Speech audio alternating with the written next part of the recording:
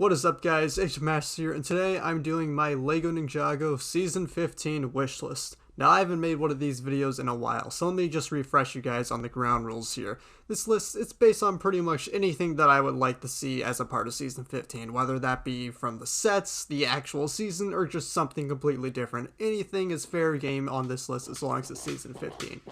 Alright, let's get started.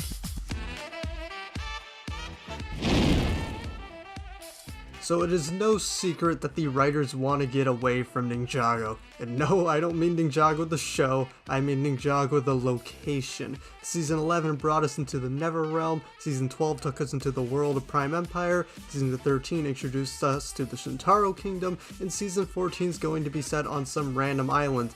And I'm going to go out on a limb here, and I'm going to say that island, probably not Ninjago. So, sticking with this idea, I want Season 15 to be set underwater. It really wouldn't be that hard to bring it in. You already have the Dark Island and Ninjago separated, just introduce some new ancient water-based tribe somewhere in that middle sea area, and you already got a whole kind of thing established there.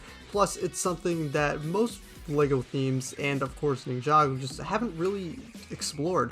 Underwater isn't very common, so I really like to see them go that direction instead of having just simply water-based villains, because we already kind of got that with the movie. It has already been confirmed that Season 15 is going to be a Nia season. Obviously, we haven't had an actual season where Nia has been the focus character, so this has the potential to be something great.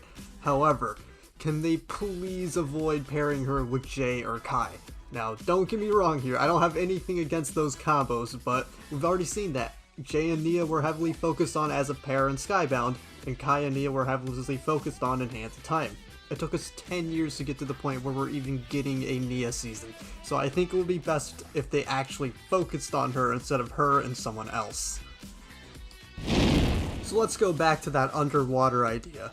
I know that LEGO is not dumb, and they're going to be looking at some of their past themes to take some inspiration, and when it comes to the underwater concept, you really only have three choices: Aqua Raiders, Atlantis, and Bionicle 2007. And listen, these two, they're cool, but Bionicle 2007 is where it's at, and there is no arguing this, okay? You try to tell me I'm wrong, I'm deleting your comment, alright?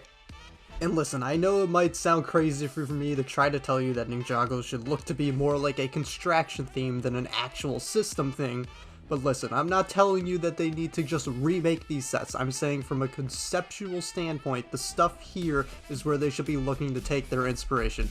And don't tell me this thing couldn't be the Hydro Bounty, okay? There's a lot of great stuff in Bionicle 07 that they could look to take inspiration from, both from a story standpoint and a set standpoint.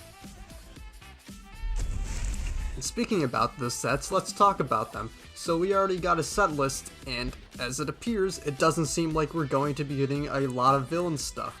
That is kind of disappointing considering we just don't get villain stuff nowadays, whether it be Legacy or just the regular seasons. We'll get like one location-based set for the villains. We have the Keeper's Village from this upcoming wave, we have the dungeon from the last wave, but then you look at the villain vehicles and they haven't really been there. So, for this season, I would really love to see getting any sort of villain vehicle at all. Now, obviously, there's not going to be a main set based on a villain vehicle, but you can still include a side build, a decently substantial side build of a villain vehicle somewhere scattered in one of these sets, whether that be the Hydro Bounty, honestly anything but the Water Dragon. I don't want them to shaft us on the Water Dragon. The Water Dragon needs to be its own thing, but everything else you can include a decently substantial side build for a villain vehicle. That would be great, much appreciated.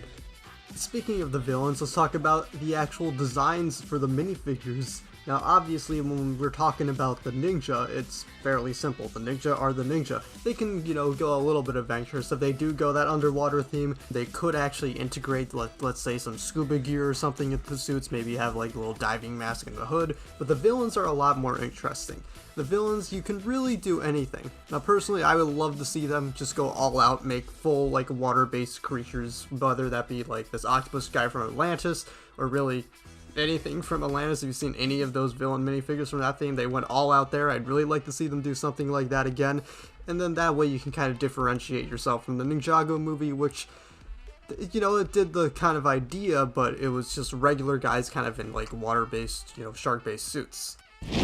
And with that, that's going to be it for my Ninjago Season 15 wishlist. Let me know if there's anything that I didn't mention that you would like to see in Season 15, and that's going to be it. Thank you guys for watching. Till next time, I'll see you guys later.